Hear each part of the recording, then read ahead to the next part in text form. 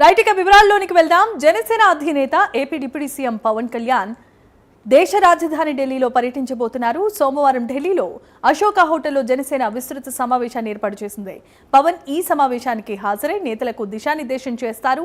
ప్రాంతీయతను విస్మరించారని, జాతీయవాదం, భాషలను గౌరవించే సాంప్రదాయం, సంస్కృతులను కాపాడే సమాజం లాంటి సిద్ధాంతాలను పునికి పుచ్చుకున్న జనసేన జాతీయ సమగ్రత దృక్పథంతో సేనా ప్రస్థానం, జాతీయ సమైక్యత కోసం అనే శీర్షికతో ఈ సమావేశాన్ని ఏర్పాటు చేస్తోంది. జనసేన పార్టీ స్థాపించి పుష్కర కాలమైంది. ఈ కాలంలోనే జాతీయ సమైక్యత కోసం జనసేన ప్రస్థానం ఏ విధంగా కొనసాగింది, జాతీయ సమైక్యతపై జనసేన ఎటువంటి భావాజాలంతో పనిచేస్తుందో పవన్ కళ్యాణ్ ఈ సమావేశంలో వివరిస్తారు. జాతీయతకు కేంద్ర బిందువైన దేశ రాజధాని ఈ సమావేశానికి వేదికైంది.